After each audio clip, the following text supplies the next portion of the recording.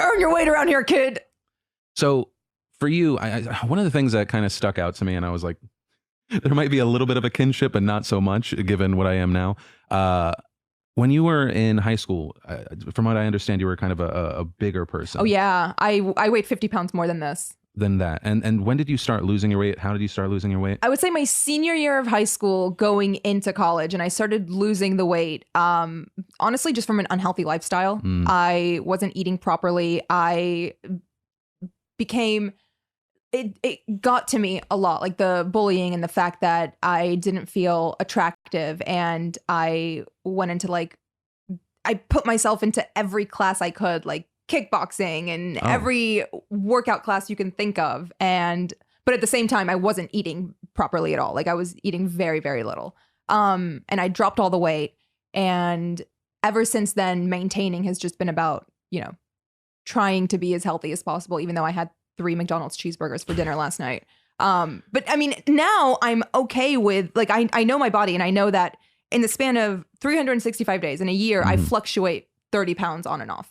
Right. And I'm okay with that. Like I put on my winter coat every winter, and that's fine. I love to eat like heavy, warm, like butter, creamy food when the months are colder. And I've stopped beating myself up about that. Like my weight gain it's never going to get to the point where I'm unhealthy, where I have to worry about my blood pressure and diabetes and things like that. But I'm also not going to, be mad at myself for wearing jeans 2 sizes bigger than I did in the summer. Sure. So, okay. So did you say that change happened at your senior year? Yeah. Close to the end of my senior year. And so how do people start treating you different, or how are you feeling at that point? I still, I didn't grow into my confidence until I would say maybe 3 years ago. Really? Yeah. Wow. Okay. It took a long time and a lot of therapy to kind of just accept myself and love myself.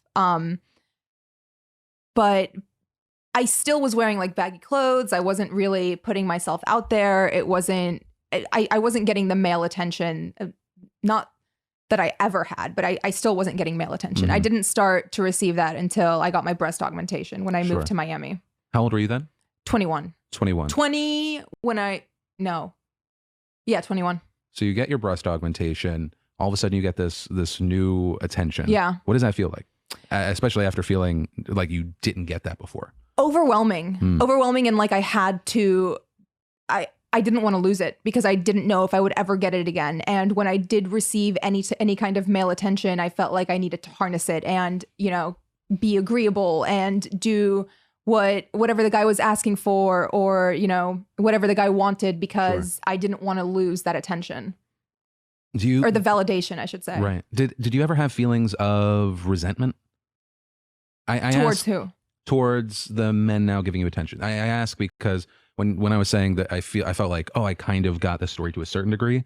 So when I was in high school, I was very, very large. And after tons of just life happening and my mom kind of just hitting me emotionally, not physically. Well, that was earlier, but I lost a ton of weight. Right. And so I went from, congratulations. Well, then I put it all back on through stress over the past 10 years. No, but I was, I was like, I want to say 250, 260. I dropped to 180, and all of a sudden I start getting attention.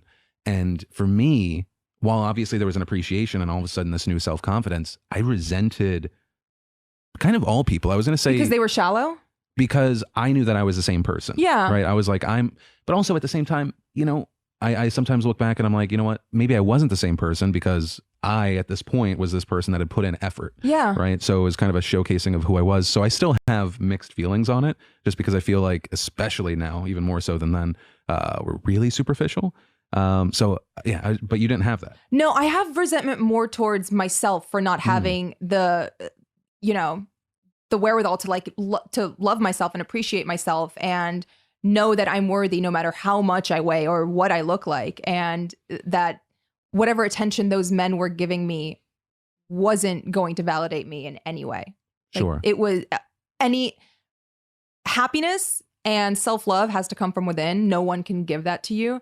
And I think that, yes, at our core, we have the same personality and characteristics and, values and all of that. But there's a different level of confidence that you don't notice, but other people do when you feel better about yourself. whether it doesn't matter what weight you're at, when you feel good, like other people can pick up on that. So it might, it's not so much that they're shallow or superficial. It's more that you're putting off something without even meaning to, and that draws people in. Yeah, 100%.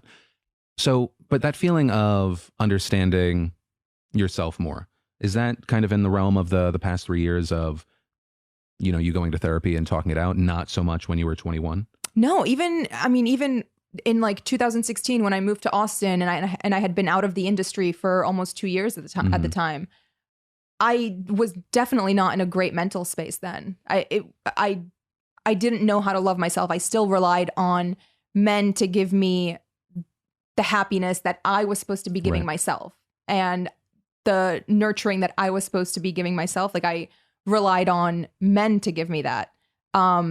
Or not men, one specific man. I was in a very unhealthy codependent relationship, codependency on my end, not his, which is, I think, what led to the destruction of the relationship. I mean, it was doomed from the beginning. He was a terrible person, but still. I like that. It was like, it was all me, but also